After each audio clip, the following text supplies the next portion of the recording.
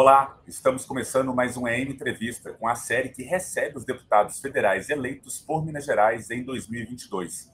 Eu sou Igor Passarini, repórter da Editoria de Política, e o nosso convidado de hoje é Odair Cunha, do Partido dos Trabalhadores, que vai para o seu 6º mandato consecutivo. Seja bem-vindo, deputado.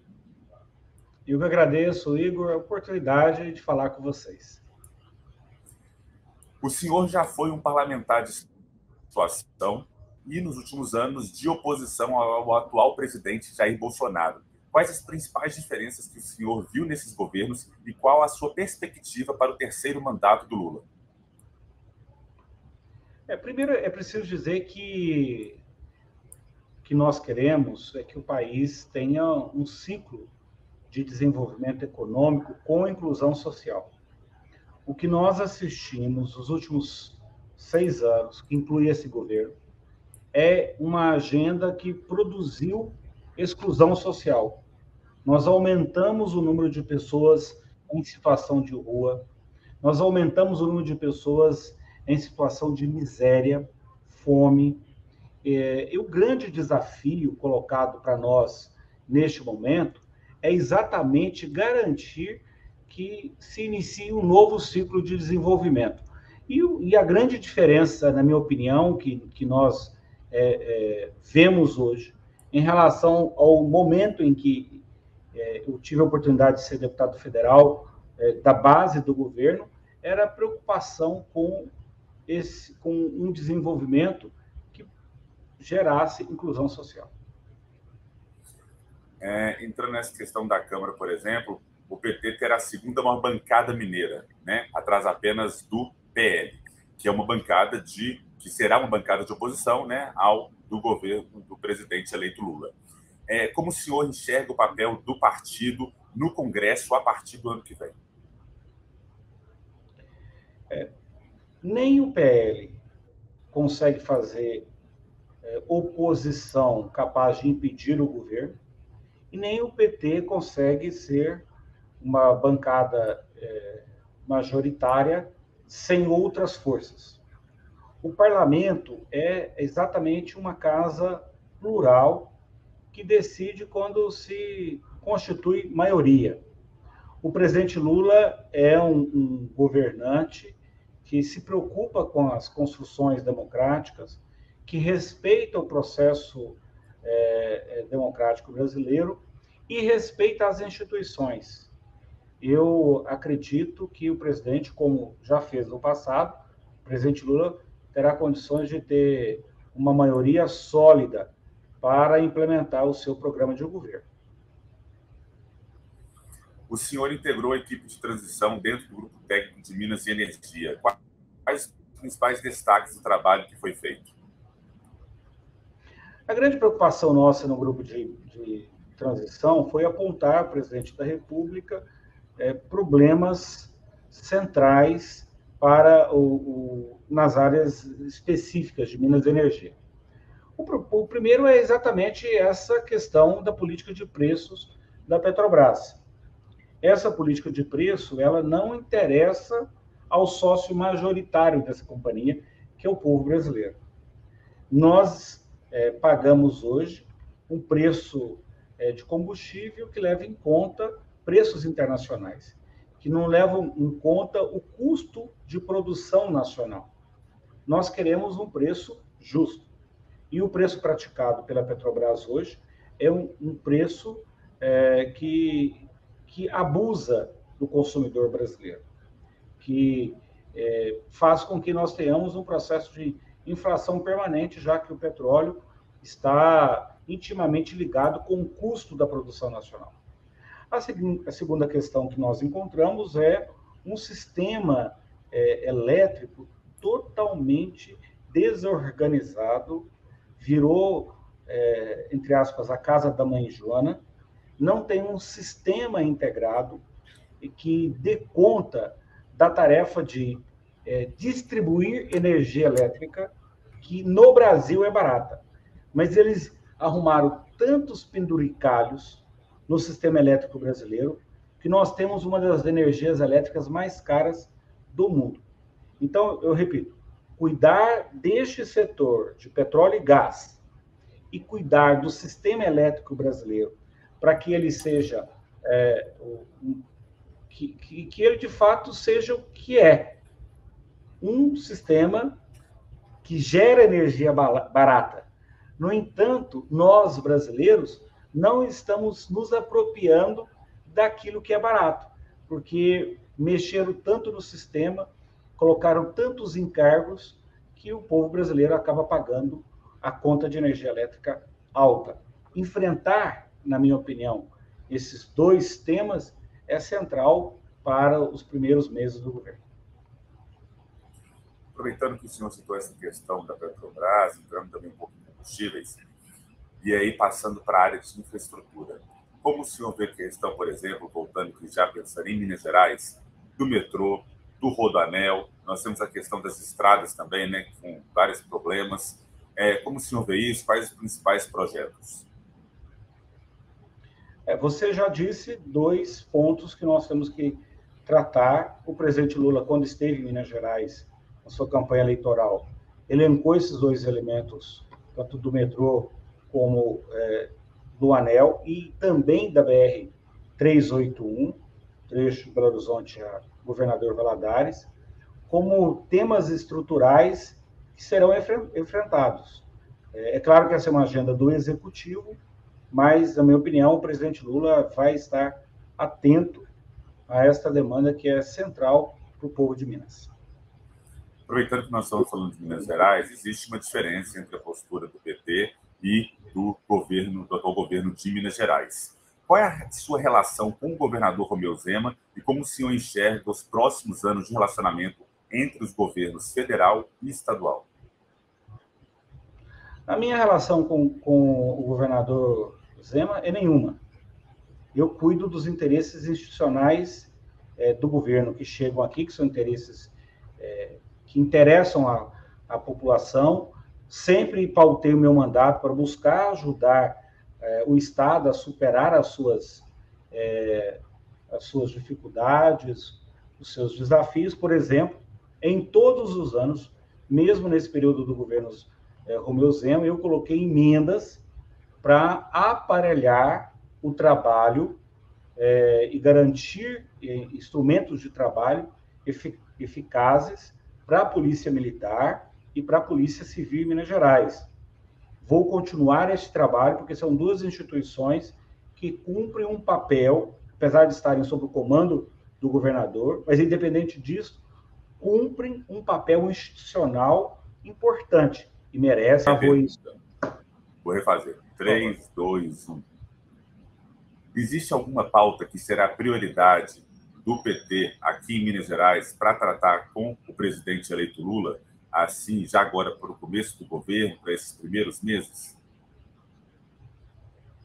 Nós precisamos recompor o orçamento das universidades federais em Minas e precisamos recompor o orçamento dos institutos federais, sob pena de nós termos uma paralisação da prestação de serviço dessas instituições. E acredito que, do ponto de vista mais geral dos interesses do Estado, esta questão da malha rodoviária federal no Estado, é necessário nós acelerarmos um processo de recuperação dessas malhas.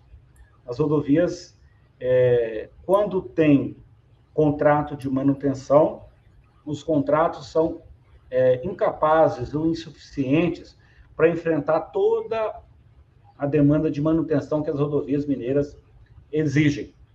E, é claro, foco total naquilo que nós precisamos garantir, que é exatamente essa duplicação da 381. Uma das principais pautas aqui do nosso estado é a mineração, né, que move a economia, e aí nós temos várias questões relacionadas a isso. Uma delas, o tombamento da Serra do Curral, né, que vem sendo alvo de alguns projetos. Como o senhor vê essa questão específica da Serra do Curral e o setor como um todo em Minas Gerais? Nós defendemos uma mineração sustentável. Nós temos bons exemplos de empresas que fazem mineração no Estado e têm responsabilidade socioambiental. O que nós queremos é privilegiar projetos e parcerias com empresas que tenham no seu no seu ambiente de negócio essas duas preocupações. E é claro que a questão da Serra do Curral precisa ser tratada como um patrimônio importante para o povo mineiro, pode e deve ser tombado. Nós passamos aí por um período de pandemia, né, que nós estamos saindo dele, e nós tivemos muitos impactos na área de saúde. Como o senhor vê, por exemplo, alguns temas relacionados, né, questão do piso nacional da enfermagem, nós temos também hospitais com obras inacabadas. Quais os principais pontos que o senhor vê que devem ser prioridade na questão da saúde em Minas Gerais e no Brasil? É preciso recompor o orçamento da saúde.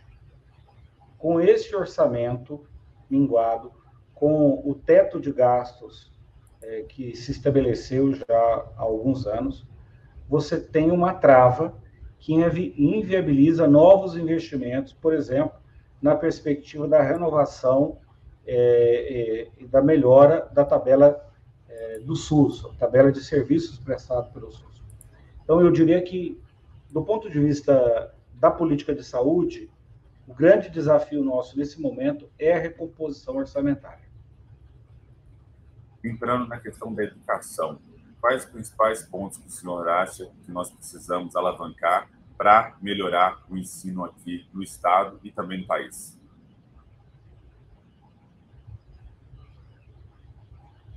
Eu vou me ater aqui para dizer que nós precisamos, do ponto de vista da presença do governo federal em Minas Gerais, nós precisamos dar total condição de funcionamento para as universidades federais e para os institutos federais em nosso território. Os institutos federais são instrumentos de desenvolvimento regional muito importante. O Instituto Federal do Sul de Minas mesmo tem um programa chamado Capacita, que visa a qualificação profissional de milhares de pessoas naquele território. A partir, você acaba identificando a demanda de qualificação de mão de obra no município e o Instituto Federal vai lá e oferece aquele curso que chama Formação Inicial Continuada para garantir aquela qualificação profissional. Essa qualificação profissional prepara a pessoa para o mercado de trabalho. O Instituto Federal cumpre este papel relevante. Estou citando um, mas poderia citar vários outras ações dos institutos. Nós temos uma presença grande dessas instituições em todo o território de Minas Gerais e acredito que, do ponto de vista da nossa ação federal, uma das formas de nós ajudarmos o nosso Estado é fortalecer o papel dessas instituições. Como o senhor vê a questão do Estado deve aderir ou não ao regime de recuperação fiscal? Este regime, ele trava, o regime de recuperação fiscal, ele trava investimentos em áreas importantes do Estado de Minas Gerais. Nós já nos posicionamos contrariamente a esse regime, pois ele fará com que investimentos em áreas centrais, como saúde e educação, estejam prejudicados. Agora, é claro que o governador tem a responsabilidade de apresentar um programa e um projeto para o Estado que dê conta de garantir investimentos em áreas centrais, como saúde e educação. O senhor que esteve ao longo dos últimos 6 anos, como o senhor disse, fazendo oposição, quais os principais prejuízos que o senhor viu e percebeu aí no dia a dia para a população brasileira, né, e que agora devem ser prioridade do novo governo para recuperar? Basta andar nas ruas de Belo Horizonte ou das nossas cidades que nós vamos ver pessoas em situação de rua, miséria absoluta. Este é o principal problema que deve incomodar todo homem, toda mulher de bem, que acredita numa sociedade justa. Esse é o legado triste deste governo. Como o senhor avalia a questão dos protestos que estão, aconteceram aí desde o final das eleições, pedindo intervenção militar, intervenção federal? Como o senhor analisa tudo isso? Crime continuado. Pedir intervenção militar é um ato contra o Estado democrático de direito. Portanto, essas pessoas cometem crime e vão responder na justiça por estes crimes que estão cometendo. É importante nós termos clareza que uma das questões centrais que nós temos que enfrentar é que o Brasil precisa ser um país antirracista.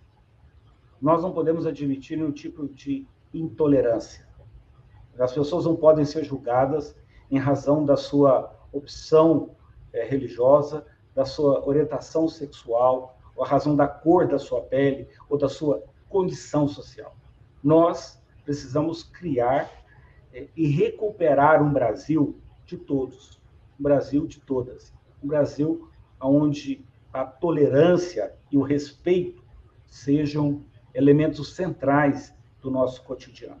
O que eu espero com o governo do presidente Lula, além do enfrentamento às situações de miséria social, é que a gente recupere um Brasil onde as pessoas tenham liberdade, respeito e tolerância.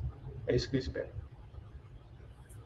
Em relação à questão da PEC, né, que foi aprovada, que está sendo votada também, como o senhor vê a maneira como ela foi definida, a questão do prazo, do valor, você acha que atende ao que precisa nesse momento ou ficou a desejar?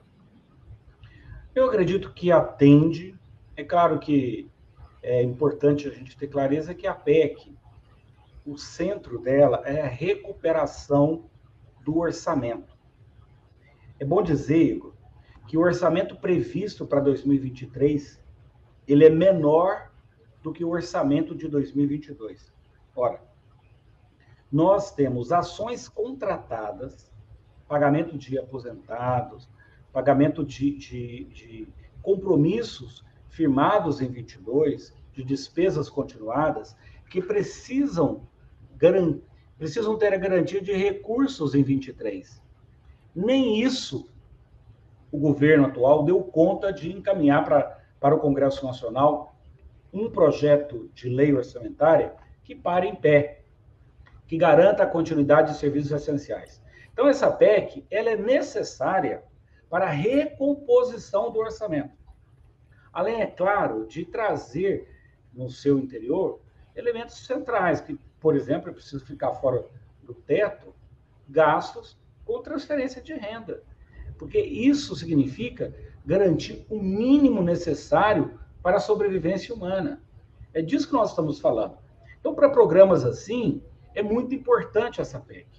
Nossa percepção é que ela, votada no Senado da República e na Câmara dos Deputados, ela garante que o presidente Lula dê conta de assumir o governo a partir de 1º de janeiro em condições de executar um programa mínimo.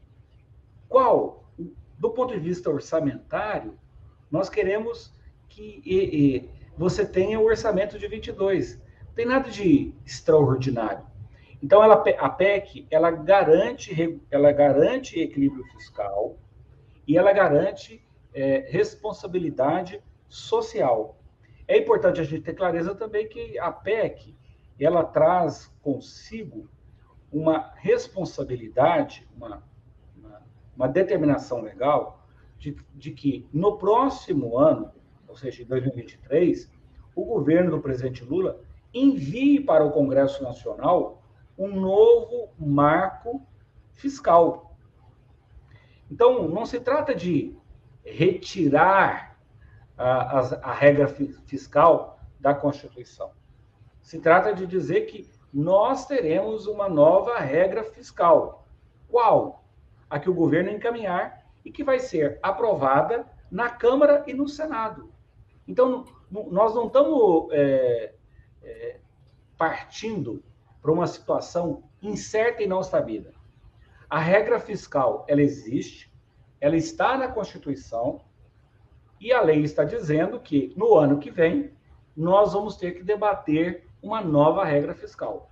Então, haverá uma regra fiscal, que será amplamente debatida com a sociedade. O senhor vê uma importância na retomada do nome do Bolsa Família ao invés de Auxílio Brasil? Existe alguma coisa além do nome? O nome trabalha com um conceito central, que é de família. Esse governo que aí está dizia que cuidava da família, mas não se preocupou em, por uma questão de marketing político eleitoral, tentar desconstituir uma marca muito forte. Eu tive a oportunidade de ser relator do programa Bolsa Família, ainda aqui lá no primeiro governo do presidente Lula. Eu me lembro bem que nós unificamos programas de transferência de renda, nós unificamos cadastro de vários programas de transferência de renda e trabalhamos com o conceito de família, ou seja, o que nós queremos proteger é a família. Colocamos na lei que o benefício iria para o nome preferencial da mulher, porque o programa tem um sentido de natureza de alimentar, de cuidar da família. Então, eu acredito que trazer o nome de volta é importante porque você trabalha com um conceito central. Qual o conceito? Eu quero proteger a família.